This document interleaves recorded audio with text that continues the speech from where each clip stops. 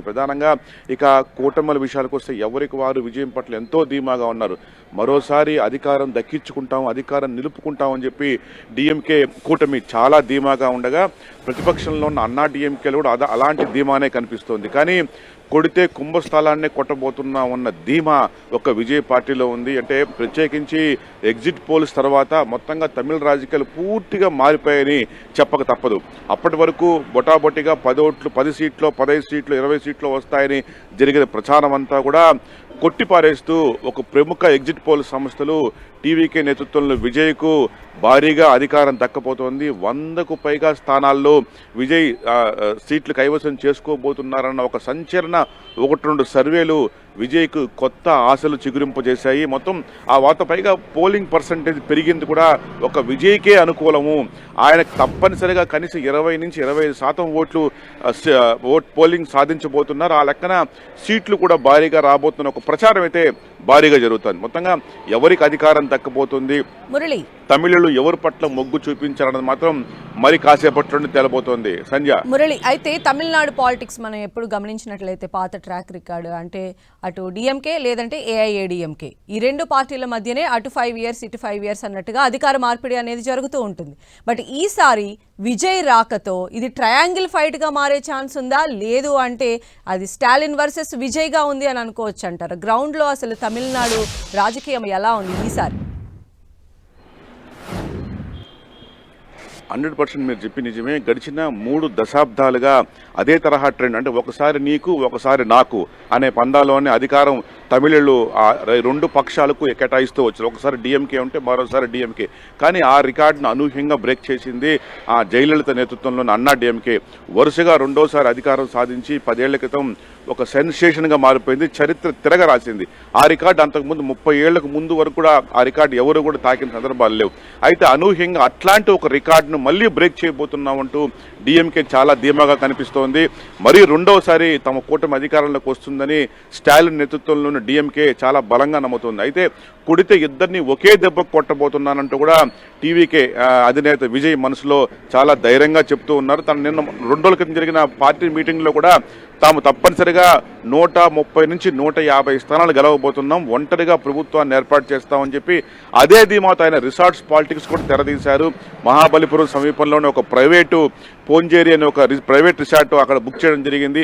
అక్కడే అంటే ఎవరన్నా గెలిచిన అభ్యర్థులు డిక్లరేషన్ తీసుకుని నేరుగా రిసార్ట్కి వచ్చేయండి అంటూ కూడా ఆయన క్యాంపు రాజకీయాలు కూడా తెరదీశారు. అంటే మొత్తంగా విజయ్లో అయితే చాలా చాలా ధీమా కనిపిస్తుంది. అధికారం దక్కబోతోంది. మరికొన్ని గంటల్లో తమిళనాడు రాష్ట్రంపై టీవీకే జెండా ఎగరబోతుందంటూ కూడా విజయ్ చాలా ధీమా కనిపిస్తుంది. అంటే ఓవరాల్ చూసినప్పుడు ట్రయాంగిల్ ఫైట్ చాలా స్పష్టంగా కనిపిస్తోంది. మళ్ళీ ఈ త్రిముఖ పోరులో విజయం ఎవరిని వరించబోతున్నది మొత్తం దక్షిణాది రాష్ట్రాలన్నింటిలో కూడా అత్యంత ఉత్కంఠ భరితంగా మారిపోయింది. ప్రత్యేకించి సాదాసీదాగా మొదలైన విజయ్ ప్రస్థానం ఈవేళ తారాస్థాయికి జరిగి మొత్తం రాజకీయాల్లో కురువృద్ధులైన ఈ 2 పక్షాలను ఒకే దెబ్బ కొట్టబోతున్నాడన్న ప్రచారం అయితే బలంగా నమ్ముతున్నప్పటికీ స్టాలిన్ మాత్రం ఆ పార్టీ నేతలు మాత్రం దీన్ని చాలా తేలిగ్గా తీసుకుంటున్నారు. ఇట్లాంటి ఎగ్జిట్ పోల్స్ తాము నమ్మే పరిస్థితి లేదు. రాష్ట్రంలో మరోసారి తమకు అధికారం ఇచ్చేందుకు చాలా సానుకూల వాతావరణం ఉంది. పెరిగిన పోలింగ్ పర్సంటేజ్ కూడా డిఎంకేకే సానుకూలంగా ఉంది.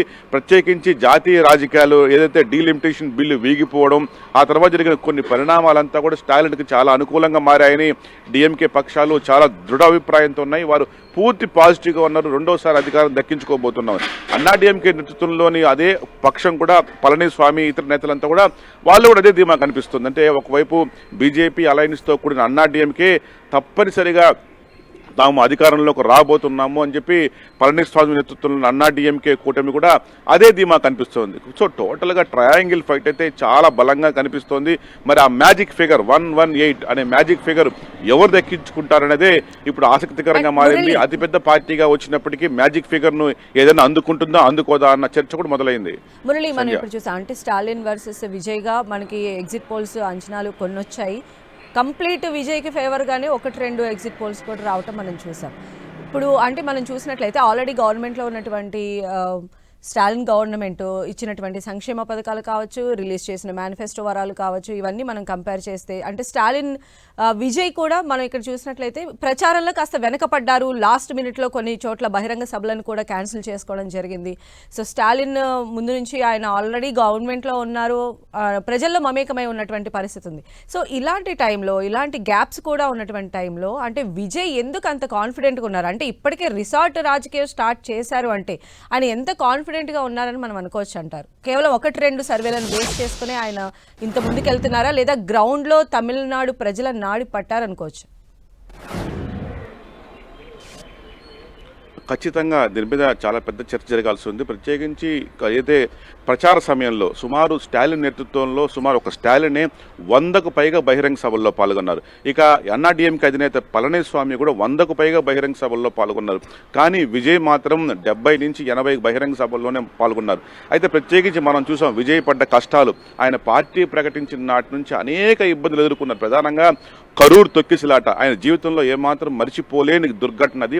కరూర్ తొక్కిసలాట ఆయన్ని పూర్తిగా కొంగదీసింది, ఆ పార్టీని కూడా చాలా దెబ్బతీసింది. ఆ అంశం జాతీయ స్థాయిలో చర్చకు తెరలేపింది. విజయ్ వ్యక్తిగతంగా విజయ్ పరువు ప్రతిష్టలు కూడా కొంతవరకు డ్యామేజ్ అయ్యాయి. కరూర్ తొక్కిసలాట నుంచి ఆ టీవీకే పార్టీ గ్రాఫ్ కాస్త పడిపోతూ వస్తుంది అన్న ఒక ప్రచారం కొంతవరకు జరిగింది. ఆ తర్వాత జననాయకన్ సినిమా విడుదలకు ఇప్పటి వరకు కూడా నోచుకోకపోవడం ఆయన చివరి సినిమా. అంతేకాకుండా త్రిషాతో ఏదైతే రిలేషన్ ఉందని చెప్పి జరుగుతున్న ప్రచారం, అంతేకాకుండా ఆయన భార్య ఆయన నుంచి విడాకుల కోసం దాఖలు చేసుకోవడం, ఇలా వరుస ఘటనలు విజయ్ను బాగా కృంగదీశాయి. ఆయన వ్యక్తిగతంగా పార్టీ ఇమేజ్ను కూడా డ్యామేజ్ చేశాయి. కానీ ఇవేవి కూడా ఎన్నికల నాటికి పని చేయలేదు. పోలింగ్ తనకు అనుకూలంగా జరిగింది. 85% పైగా మంది ఓటర్లు రావడం తనకు అనుకూలం.